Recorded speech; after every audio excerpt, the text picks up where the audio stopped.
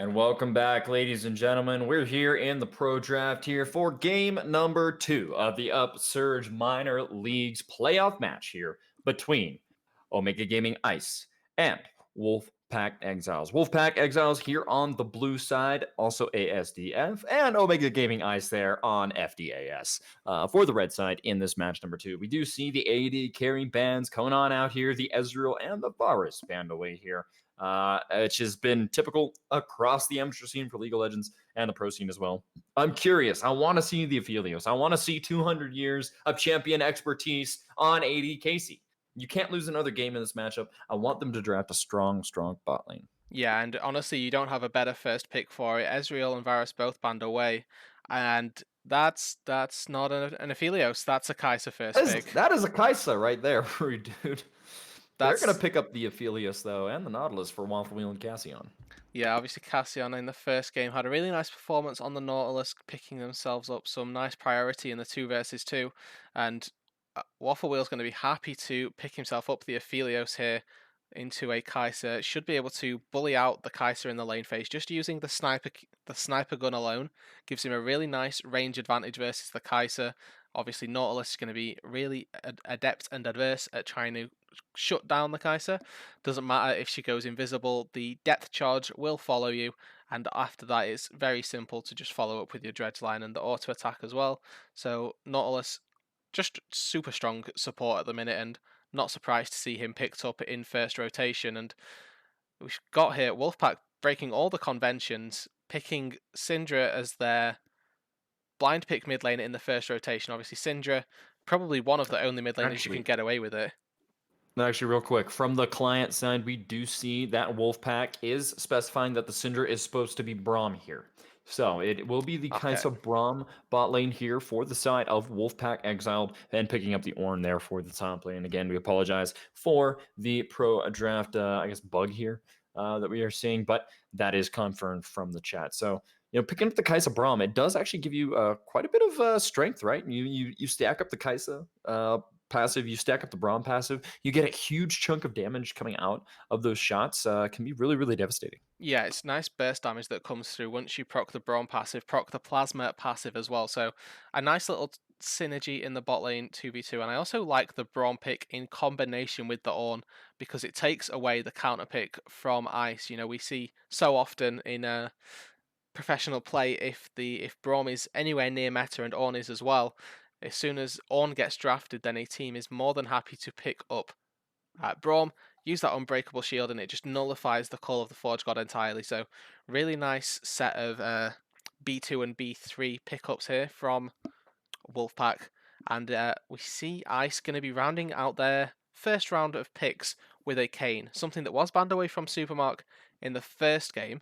Trundle and Graves still open, so interesting to see why this Kayn has been so highly prized and picked away and banned away from him. Obviously, Kayn with Dark Harvest and Blue Form has actually seen a little bit of a resurgence in the solo queue sphere, and obviously Red Kayn always been really nice and really strong at taking down these tanks. Really nice pick into Ornn specifically. We'll be able to shred through him quite easily with the Black Cleaver. We'll have to wait and see though which form he goes for. With Squishy Syndra, Squishy Kai'Sa, does definitely have the option to go Blue Form and a Dark Harvest style. Braum. Oh, of course, yeah, of course. I keep seeing this Syndra and I keep getting absolutely baited by it. But you're all right. But we have a Callista. We have a Callista in the draft. I have no idea. So we have the Kai'Sa Braum bot lane, Ornn picked up, presumably top lane, and Callista picked up here. I'm gonna go out on a limb here and say that we might end up seeing the Ornn mid with a Callista top. I don't know, but now you have a Scion, so I have no idea here whatsoever who the jungle pick is. Wulfpack Exiled here, pulling out a composition that I could not begin to tell you where these champions are going. Mordekaiser being picked up here for Koros on the top side for Omega Gaming Ice. They do have their last and final pick, which is supposed to be a counter pick, but it makes it really hard to counter pick when you don't know what you're going to be laning against. So Oriana's going to get picked up here. They're going to pick up the team fight potential here with that champion. Schmerteby has had great performances on control mages. It's meta, and it's what he's good at. So not too surprised to see that getting picked up here for them. Does have some good synergy there with the Nautilus and Oriana pick. Can really get some great shockwaves off the back of a nice depth charge that just rips through the middle of your team. So I'm expecting to see some of that here in this game. But man, this draft here from the side of Wulfpack Exiles is astonishing. I mean, I don't think I've ever seen a composition quite like this. Yeah, so I think also from the draft that Scion was Vlad. One of the last two picks was Vladimir, not. The ban Oh, was that? for Oh, okay, never mind. I'm well, yeah, trolling. the second No, ban, you're or I'm sorry, right. the first ban and the second ban phase was the Vladimir ban. So, I mean, I am just gonna be waiting here for the client draft to see where these champions are going to be going here. AD Casey, he could be on the Callista. This could also be a Kaisa in one of the lanes here. Maybe like an AP Kaisa mid lane. I don't know. Anything at this point can go. We are breaking the meta here in the Upsurge minor leagues in game number 2 of this best of 3 series. And we're going to start seeing these come through. Mac Daddy gets to show us what he's taking top. Is it the Ornn? Is it the Scion? It is indeed the Ornn. All right. Well, there we go. Ornn going to get picked up there. I'm wondering. I want to throw Kai'Sa jungle in the pick. Kai'Sa jungle. Really. I think there's. Yeah. Oh, okay. Oh, I'm man. 700 IQ over here. Kai'Sa jungle is something that I've dabbled in very loosely when when Kai'Sa was first released. The plasma percent health damage makes it quite easy for you to clear single targets, and obviously you do you take Q as well, makes it quite easy to clear those single target camps out in combination. Those two things together make it straightforward, but it's not something that I would have ever wanted to see in an amateur game. But I mean, if these guys are confident with it, then I'm definitely excited to see how they play around this. It makes the comp sort of play a little bit differently because they've now got two really tanky solo laners, Ornn, Scion, in the solo lanes, and then they're going to have a nice late game sustained damage champion coming out from the Kai'Sa, and AD Casey on the Callista, I'd presume, along with the Braum in the bot side, to drag them, or not drag them, so sorry, coax them through the early game with the pressure that they'll have there. So obviously you really want to wait for Kai'Sa to get the evolves, and I suppose in the jungle it's a bit more free farm, so to say, because you're not against Nautilus Aphelios where you really can be bullied out. So with the Kai'Sa jungle, it's definitely going to be interesting, and we'll have to keep a track on her pathing, see what she ends up doing, what she ends up building, etc. Whether she goes for the warrior, whether she goes for the blood raiser, definitely going to be something that we need to keep tracks on, and whether or not Supermark can punish this off meta jungle pick. Rude dude, I'm gonna be surprised, right? It is Kane, not the strongest early game, but the fact that we're getting the Kai'Sa jungle here is just I don't know. I'm ready. I'm ready for some League of Legends. I'm ready for something coming up here. And yeah, chat is correct. Rude dude did have the Mega 5 head brain there, being able to guess it out there. But overall, with all that being said, ladies and gents, we're going to be transitioning on over into our spectator delay for competitive integrity here for game number 2 of the Upsurge Minor League matchup between Wulfpack Exiled here on the blue side and Omega Gaming Ice on the red side. Do not go anywhere. We will be right back on Summoner's Rift after the break.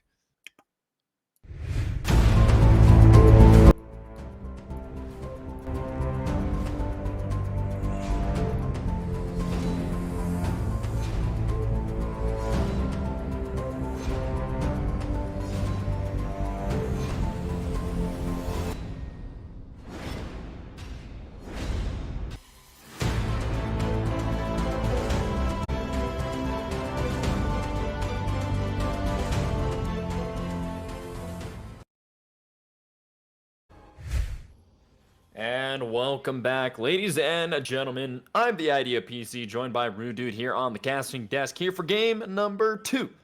As we have Wulfpack Exiles versus Omega Gaming Ice here. And Wulfpack has opted for the Kai'Sa jungle here, taking the Dark Harvest here, looking to pop off on those stacks. But man, you gotta say, pretty gutsy, taking the Kai'Sa here in the jungle. But we're going to see if this off-meta strategy of theirs is going to pay off. Not to mention they've taken the Scion mid, which we very rarely see here. Putting two pretty big, beefy frontliners here in the Ornn and Scion on their team. Going to be interesting to see how it plays out.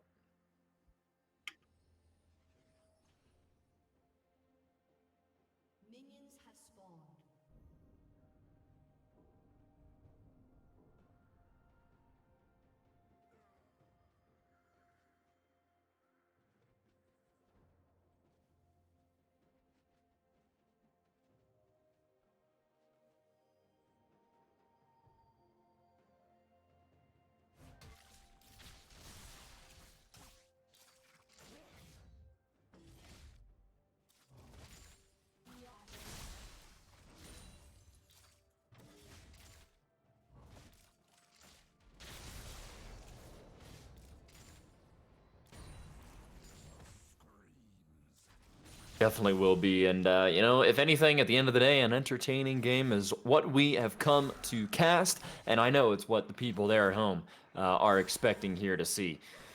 Damage coming down, the runes all selected across the board here. Nothing really too out of the ordinary. We are getting to see the spell book Ornn, so we will be able to kind of, you know, swap those summoners around a bit here. Gonna have some priority over some of the neutral objectives, maybe with a double smite at some point in this game. But Koros gonna hit the early level 2, gonna get the HP advantages. He's able to knock down a lot of damage onto Mac Daddy here. Able to knock him down to about half HP. Gonna have to be forced to pop the potion there. So early priority once again for Koros in the top lane. Yeah, and we've seen Chorus numerous times on this Mordekaiser and just in top lane in general, just be able to really assert his dominance in a lane. No matter what matchup it's in, he always feels like he's going to win his lane, no matter the circumstances. And I'd like to just quickly touch on, you know, because we have got this Kai'Sa, what pathing that they went for, and I've got to say I'm slightly surprised, but also kind of makes sense when we think about it. She went for the sort of not a full clear. She's going for the level 4 rush with 1 crab as well, leaving the golems up and then going to the rest of her jungle, but Supermark might catch her here. Yep, Kane looking for something down there, able to get the damage off. There it is, Smite coming on down. He's going to be able to pick up the Grump there, forcing out the flash here. That could be the kill here. He's able to find it. There it is. First blood here for Supermark, for OGI. Able to punish that Kai'Sa jungle there. Big here. Big for Supermark. It's so huge that Supermark gets those kills, or gets that kill early on, because he's going to now have refreshed double buffs. He hasn't even taken his blue buff yet, but that means no double buffs for the Kai'Sa trying to take her clear, trying to maybe get any ganks going on. Means that he's also maybe going to be able to look to double crab, looking like he's going to try and focus a mid lane gank right now to ensure the pressure is there in the mid lane. But it does look like he might actually just back away and use the pressure from the Ori to push in their wave, get the Orianna a free reset, because Wulfpack actually had push in the bot side, so they weren't able to get the double crab, and Kai'Sa does end up getting a little bit back, but she's still significantly far behind now. Yep, the priority going the way of Wulfpack Exiles here with that bottom rotation. Actually coming in broad, going to find himself here towards the mid side of the map. Winter's Bite not going to find its mark. Schmartaby is just going to be able to walk back here. That is not going to be the roam that will succeed here for the side of Wulfpack Exiles. So a little bit of time there burned from the bot lane, but no harm, no foul. They were able to push in their wave, not really lose anything for it. So overall, you know, kind of a neutral game state as far as that is concerned. But the first blood and the camp advantage here for Supermark means that he's just going to be able to reach his form that much faster. You know, maybe not the form that he wanted, right? He's going to be able to have the option for the blue cane earlier. But overall here, Supermark is going to feel very good with that early advantage that he's able to get for himself. Just going to be looking to try and put some pressure. But now Dredgeline going to land down onto the Braum. He's going to be able to use the stand behind me, get himself back out of safety there. Waffle Wheel just not far enough to really punish the Dredgeline there. But I mean, you take a look at these compositions, right? You have the strong team fighting potential really from both sides here. Braum, Scion, and Ornn are all great team fighters, just with their abilities and the amount of CC and lockdown they have on their side. And then alternatively, right, you kind of have this Wombo combo that can really come through off the back of an Nautilus Dredgeline, which can really kind of put some kind of woes for the side of Wulfpack Exiles here. But now, Waffle Wheel gonna get found out here, possibly. No, maybe not. He's gonna be able to back off here. A little bit of damage trading in the mid lane. And that's an early dragon now for the Kane, able to pick that one up. So early neutral objective going on over to the side of OGI. But overall, as I was saying, with these team compositions here, if Mordekaiser is able to pull the Kaisa or the Callista into the Death Realm and be able to take that damage kind of out of the hands of Wulfpack Exiles, it really, really could be dangerous, right? Because then you're really only left with one major damage dealer on your side. That's either the Callista or the Kaiser, whichever one does not get taken into the realm. And then you have Schmurda, Waffle Wheel, right? Supermark, all there, ready to do damage, ready to kind of bust down the front line of these carries. There's the dredge line, though, going to land onto Drugged and Drunk here. He's going to get rooted down. This could be bad here.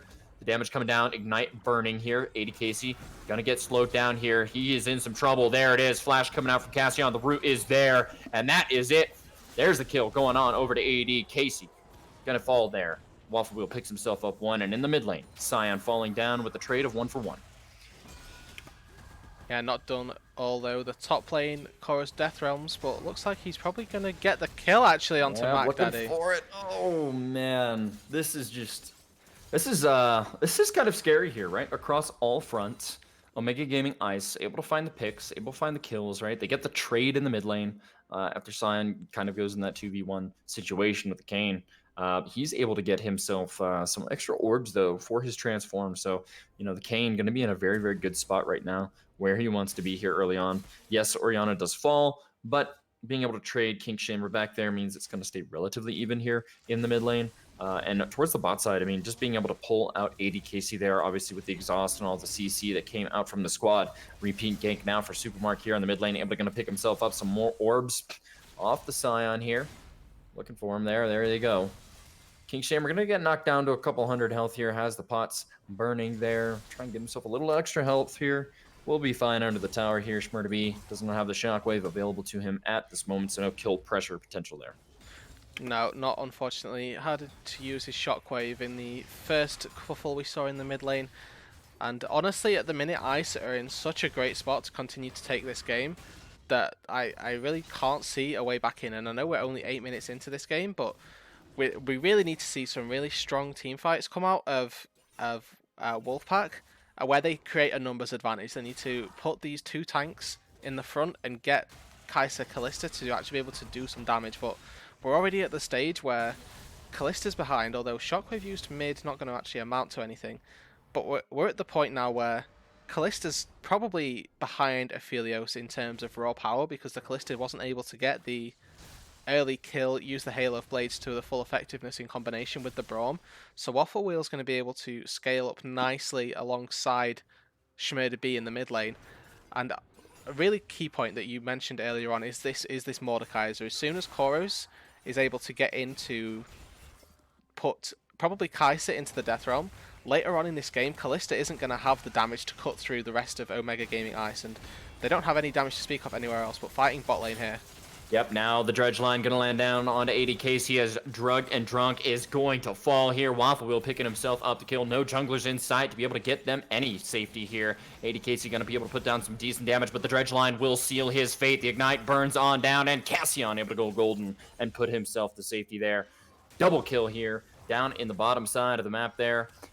Kills going on over to Waffle Wheel and Cassian there. Alternatively, man, this is going to be a dominating bot lane they have. I mean, having the Aphelios and Nautilus, right? You're drafting that Nautilus to be able to take these fights and look for the pressure, look for the engages.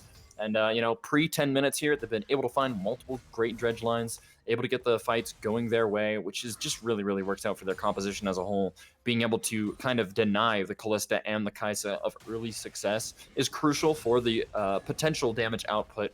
And being able to stall that as long as possible, which is exactly where OGI wants to be. Mordekaiser dominating the Ornn here up towards the top side of the map. He's had no troubles, right? Being able to get himself what is now almost a 20 CS advantage to his name as well. In the mid lane, things fairly even, 10 CS for the Scion. Kinkshammer here going to be slightly ahead, but it's not enough to really counteract the leads that you see in the jungle and the bottom side of the map here for the side of OGI. And it has resulted in that 3K gold lead now here at 10 minutes in the game, really, really early on.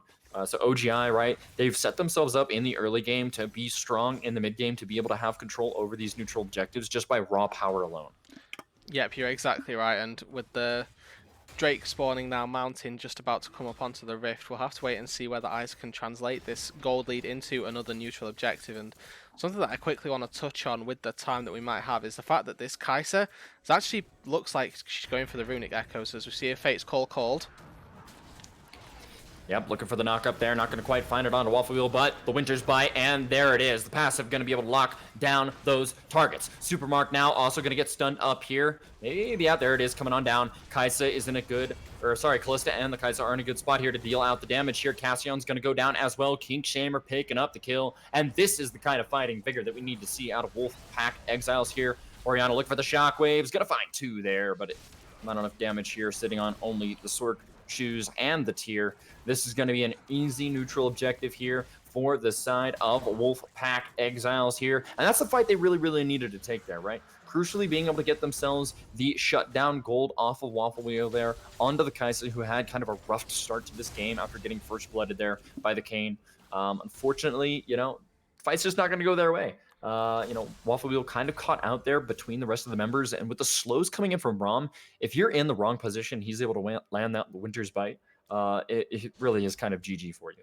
Yeah, one thing that this Wulfpack team does do really well is engage. We've got Ornn, we've got Sion, and we've got Braum. Braum typically good for secondary follow-up, but Sion and Ornn both really good at getting the fight started. One person charges into you, and one of them and the other sends a ram to charge with him. Really nice combo here. And Schmurda maybe caught out, probably just going to phase rush away. Indeed is. And they have really nice follow-up as well. We saw it just there. Kai'Sa with the ultimate going to be able to come through when any member does get CC'd on the side of Omega Gaming Ice. Makes it easier for her to get into the fights, position herself better to do the damage. The thing that I think might cause issues later on as we go into the game is, as I alluded to, it is an AP Kai'Sa, meaning that the majority of her damage comes from those plasma procs, the 5th plasma proc coming through, and her W connecting. So if she gets in the melee ranges that she's going to be looking for while she's playing close and tethering with her ulti, it means that her Ws are going to be still more likely to hit, but she's going to be in a lot more danger, probably not doing the same amount of consistent damage that she'd like to be doing, as Chorus Fates in the top side. Yep, taking them down to the Death Realm here. They have called the Rift Herald. That means that will be able to go down, knock out this tower here. If they're able to get the wave pushed up, Koros, though, going to take a lot of damage for his time there. Tower goes down here. Kai'Sa, though, here, ready to follow up and dish out the damage as Kayn goes into the ultimate there. Able to pull him back, and, ooh, Mac Daddy's going to get pulled in by Death's Grasp, and that's the kill going on over to Supermark. Good wombo combo there from the side of OGI, able to make it happen, able to get themselves the first tower gold as well. So, it could look a little sketchy there with the Kai'Sa, but fortunately able to make it. Kinkshamer, though, going to get shockwaved under the tower. Does he have the damage? The shield's going to give himself just enough health here. Nice flash here from Schmurda B, looking for it, and he's able to pick that one up. Yeah, really nice play from Schmurda B in the mid lane, punishing the over-aggression from Kinkshamer, just about dodging out of the train from Sion, gets himself to safety, uses a shockwave to make him tank another couple of turret shots and a really nice flash to get away from the decimating smash, preventing that knock-up and preventing the kill going in the wrong direction there for Omega Gaming Ice. And that was a solo kill when Schmurda B had a tier and completed an Amptome, a tier and completed boots, versus completed boots, Tiamat, and a Sunfire Cape. So to all intensive purposes there, Kinkshamer was at the item advantage and probably should have been able to win the 1v1, but just mechanical outplays from Schmurda B manages to net himself that kill there. And now really the only shining star in this Wulfpack lineup was the fact that Sion was a little bit ahead in CS, a little bit ahead in XP in the mid lane, and him having just thrown that away essentially to try and go for the solo kill, it's really going to hurt their chances at this game. They're currently sat about 5,500, 6,000 gold behind at the minute, and they need to start picking again, making picks again, using the Kalista ulti in combination with Kai'Sa to try and get themselves a favourable numbers advantage. Pick out some of these immobile carries that Ice have drafted. Put another shockwave mid. Teams are just going to look to back away here. Oh, never mind. Supermark goes in. Yep, Supermark gonna go in here. There it is. The Glacial Fissure gonna come down. He's gonna get stunned up and shut down here. Drugged and Drunk gonna take the kill, but they're going for the dive on the bottom side of the map here. He could be in some trouble. He's gonna get rooted down, and there it is. The exhaust coming in. Waffle Wheel picking himself up the kill. King Shamer in some danger here. Koro's gonna take a lot of power shots. Ooh, Kaisa though with a nice Void Seeker. Able to pick up the kill. I mean, she'll give her life for it, but you cannot say that Wulfpack Exiles is not trying here in this matchup. King Shamer's got to be careful here. It's not going to take a whole lot there for him to go down. The shield's going to be able to come out, though. But overall, I mean, Waffle Wheel, he just picked himself up 2 more kills down towards the bottom side of the map. 80 KC and the Kaisa falling in his favor. You know, he's sitting on the completed Infinity Edge here. He's got 3 daggers, right? And right now, he's currently sitting on 2,100 gold. I mean, he's going to be able to go back, complete the Zeal. I actually think he's going to be pretty damn close to having the Runions. I think he will. Yeah, he'll finish the Runan. Yeah, he'll have the Runions here. So, I mean, early 2-item Power Spike will be coming out from the Aphelios on next back. They're going to opt to go immediately for this Dragon on spawn here, though. TP. Mark knocking him down. They do have the damage in here.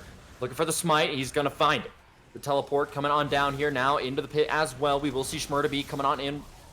There it is. No, sorry. My bad. The Scion there coming on in. Able to get the lockdown here, able to find damage. Waffle Wheel able to free fire there onto the back line. That's going to be 2 kills going on over 3. Can't get another one here. Ornn finding himself in some trouble. It doesn't matter if you're unstoppable. You're going down. That's the double kill here for a Waffle Wheel on this Aphelios. Now 6-1 and 2. And in total, a 4-for-0 trade here in favor of Omega Gaming Ice makes this absolutely dominating early game even stronger for them.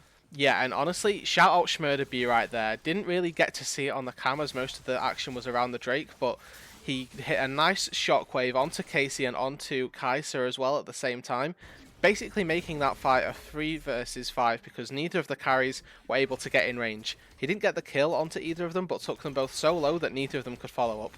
They were able to translate onto AD Casey, and unfortunately, Kaisa did get away. But it looks as though Waffle Wheel was free hitting, and yes, his positioning was great, but it really was on Shmurda B right there, just essentially meaning there was absolutely 0 damage coming through for Wulfpack in that particular team fight. And Koros hit with the Death Realm. Yep, this could be bad here if Koros is not able to get the damage down. The Winter's Bite going to come up. That's a lot of damage that he is taking here in the 2v1. Mac Daddy able to pick up the kill there. Taking off the Mordekaiser here is going to be some extra gold in his pocket that he has desperately needed throughout this entire game. But getting that one up does allow them to have a little more breathing room, able to push out these waves, a little more security. But still, I mean, the CS advantage that OGI has been able to accrue for themselves in literally every lane really is a huge part of this gold lead, as well as the neutral objectives and kills that have gone over in their favor as well. Aphelios not only able to complete the Runion turret game, but able to pick himself up another Zeal there. He's going to be dealing a lot of crit damage as this game goes on. He is so strong for pre-20 minutes. Yeah, and just look at the items that the Callista has in response. She's currently sat without even completing the Blade of the Ruin King here. Aphelios is sat with 2.5 completed items as well as the boots. And yes, Callista has got boots as well, but she's got no completed items, 2 levels behind. For a champion that really wants to snowball in the early game to find any form of relevance in a team fight, Casey's really going to be struggling for the rest of this game, and honestly, it's going to be all on Kaisa to try and pump out the damage. But you know, we talked about this AP Kaisa not being this consistent, sustained damage that a regular style tier Guinsoo's AD Kaisa will provide, and it really just does look like there's not going to be any damage coming through for Wulfpack at any time soon during this game. They're going to be really looking to super late stages before their carries start doing damage, and at that point, you're going to have full item Aphelios, full items on the Kayn, Orianna, you know. Ice don't scale badly in this game, you know. They've got themselves this lead just through outplaying their enemies, and they're going to be really happy to take this game to late if it happens to need to go there. Baron just spawned though, and last time we saw Ice sneak away the Baron, not being able to get that this time, but they're still going to be really in a great spot to just close out the game however they see fit. Likely going to be working around the Baron and maybe needing a soul to close it out, but it could really go couldn't really be looking much better for Ice here. Absolutely, indeed. I mean, you take a look at just this entire game state right now. 10K gold advantage here for the side of Mega Gaming Ice at 20 minutes. Complete control of the map, really, at this point in the game. They have the 3 outer tier 1 turrets down, which really makes it a lot easier for you to get some of those wards into the jungle, allows you to track down some of the members of Wulfpack Exiles. So it just really puts OGI in a position where, they are the ones that have this game in their hands, right? The victory or the loss will come completely as a result of their actions or inactions on the map. And that's kind of what I love about it, right? Is, you win yourself an early game advantage. The only reason why you continue or may lose that game is purely based on your own efforts, right? So, the onus and kind of the responsibility of this game is in OGI's hands. Wulfpack Exiles really just have to wait and hope that OGI make a huge mistake, right, to kind of throw some of this lead or throw some of these neutral objectives their way. They do have the shutdowns, right, on the Aphelios and the Orianna that they can pick up to get themselves at least some of that gold that they've been losing, which hopefully would transition into turret kills, right, and to be able to get yourself a little more map pressure. But overall here, they really just have to wait for a split OGI team to be in trouble. But there it is, huge shockwave going to come out from Shmurda B, and Kaisa gets absolutely deleted. The depth charge onto AD Casey, the dredge line onto Mac Daddy as he falls. Supermark picking up the kill credit there. King Shamer not going to quite get dragged back in by the Death's Grasp. And there it is, a 2-for-0 trade here. They're going to keep running down members as the Rift Herald is called towards the mid lane here. They're picking themselves up another tower here. Braum caught on the wrong side is going to have the recall here. And Scion in some trouble now. AD Casey falling here as well. The damage is too much. There's Koros pulling him into the Death Realm exactly as we called it. Braum going to get rooted up. The Unbreakable can only do so much. Gonna go golden here, but one more should do it here. The Flash Obliterate coming out from Mordecai, so able to get himself the kill. Shelly knocking down the Nexus turrets here. Moonlight Vigil gonna find the damage, gonna find maybe the root. No, not quite. Mac Daddy, though, looking for it. That's the first Nexus turret down. Waffle Wheel just 1v2ing here in the fountain. Huge damage coming out. There it is, ladies and gentlemen. 200 years of Riot expertise picking themselves up the double kill and the ace here at 22.5 minutes. They're going to pad the KDAs, picking up the other kill. A repeat ace. Are they just going to keep doing it? Ladies and gents, you got a Nexus right there. Let's see it go on down. Game number 2 here. Going off in favor for Omega Gaming. Eisen a dominating 2-4. In this best of 3 series. Wow. Yeah, honestly, dominant performance, both games. I was just about to mention how, it's going to be a mark of a good team to see how they can close out their game and how well they did it in game number 1. Didn't look like they were going to do it in game number 2, and then all of a sudden they won a team fight and the game was over. And it really is props to the Ice guys that they got themselves that early advantage in a comp where they probably shouldn't have, because early game Kane and Aphelios typically want a couple of items to scale, but they got those couple of items in and then all of a sudden just ended up rolling over the side of Wulfpack here. And unfortunately, that does mean that is going to be the end of their run in the UML. Does mean, however, that our boys Omega Gaming Ice continue on and are going to look to continue to win in this lower bracket. Yep, and I talked about it earlier, right? It was Omega Gaming Ice, I do feel like they are a bit underrated for what their rank is. I do feel like that they are one of the better teams in the lower bracket just based upon the rankings and the ratings, right? And I think they'll have some better competition coming into next week when they do face one of the upper bracket teams. But overall here, I mean, I was, shocked to see such dominating games, dominating performances from the squad. Even at this level, right? All of these teams having made it through the group stage into the playoffs here for the UML. You expect a little bit of a closer competition overall, but OGI just proving why they deserve to be here, and that they are a force to be reckoned with within the UML. Yep, you're absolutely right, and probably going to see these guys progress quite heavily into this tournament. Hopefully going to see them go quite far through the lower bracket, maybe even try and make it to the grand finals. I know that they'll definitely want to get there. We'll have to wait and see how that goes through the weeks, however, though, and just dominant victory, looks strong, going to be making a name for themselves really in the upcoming games for their teams to be fearing. They will absolutely indeed. And, taking a look at some of the damage charts there for that game, we did see that Aphelios maxing out there, 21k damage. Sorry, excuse me, Oriana there, 22.5k as well. So both those champions there almost getting 1k damage a minute here in this series. In game number 2 is absolutely insane, right? For such a short game. So all hats off there to the Omega Gaming Ice Squadron. Congratulations on the win. And yeah, good luck as you guys continue to push on out through the playoffs here for the UML. But all in all, ladies and gentlemen, that is it here for the We playoff have an match. interview actually. Apologies. Oh, We're well, there we go. yeah. If we, I'll just take that from you. I do apologize, but we'll throw it to just a short break while we tie up all loose ends, but we will be coming back with a Supermark with a Supermark. There you go, spoilers. With an interview from Supermark, the jungler here from Omega Gaming Ice. We'll be right back with you guys in just a short while. Make sure that we're all ready and good to go. Don't go anywhere. You'll want to hear his insight into those games. Thank you very much.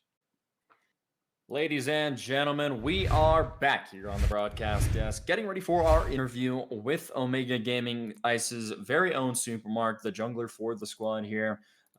We do have Rude Dude and Supermark standing on by, but real quick, congratulations to Omega Gaming Ice on their victory here in the lower bracket, round number 1 of the playoff series here, being able to go out in dominating fashion with a 2-0 against their opponents. But I'm going to stop running my mouth. I'm going to throw it on over to Rude Dude here to kick off this interview.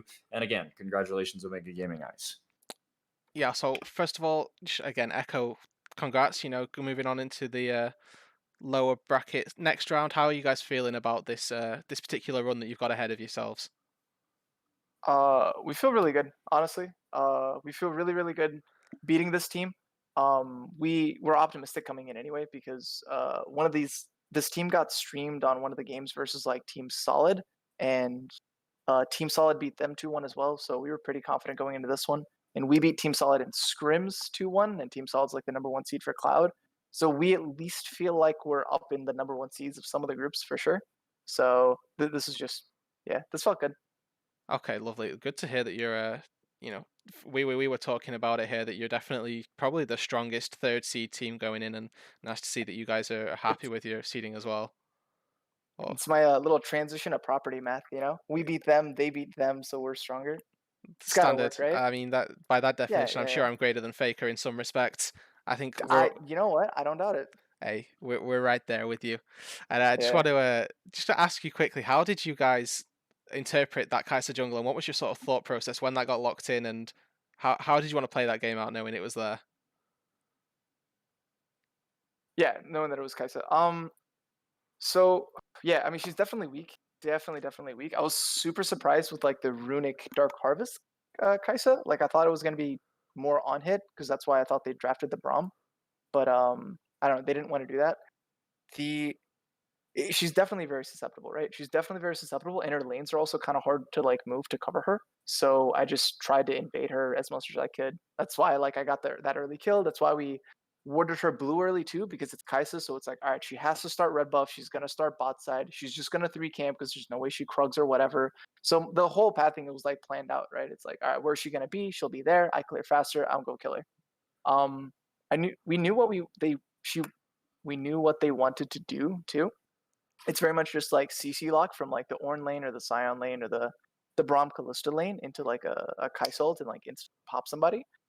But I mean, we kept it in mind a lot, and we never gave them the opportunity. I feel like if I look back on that game, Kai'Sa's mid proximity is going to be super high, or like our bot side jungle specifically. And every time like one of us would like overextend, or it looked like they were kind of baiting it a little bit, it's like no, pretend it's Nocturne, walk back, pretend it's Nocturne, walk back. And yeah, we didn't give him any opportunities to do it, except for that dragon fight bot side. They actually popped us so fast. It's kind of a scary combo if they could do it, maybe. Yeah, we saw that one little clip of a waffle getting popped down on the bot side with the Fates call and everything, and we were kind of like, Yep. okay, now we see how the Hmm. comp works, and Yeah, then yeah. you guys just Uh, adapted and never let it happen again, right? yeah, we treated it like Nocturne, right? Like she's gonna ult in a lane, don't get CC'd. It's really important. Yada yada yada. That's it, and then we scale.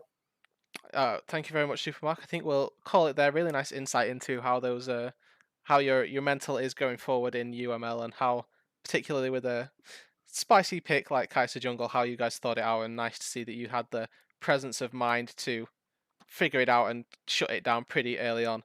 And with that, though, we are going to round out the broadcast. Thanks, Supermark, for joining us here. Yeah.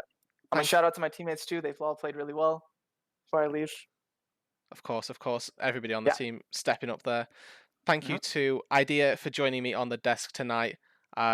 Great play-by-play, as always, from himself. And with that being said and done, that is everything. Thank you very much to everybody at home for watching. I've been Rooted One running production and the Colourcast this evening. Hope you all have a wonderful evening and have a good night.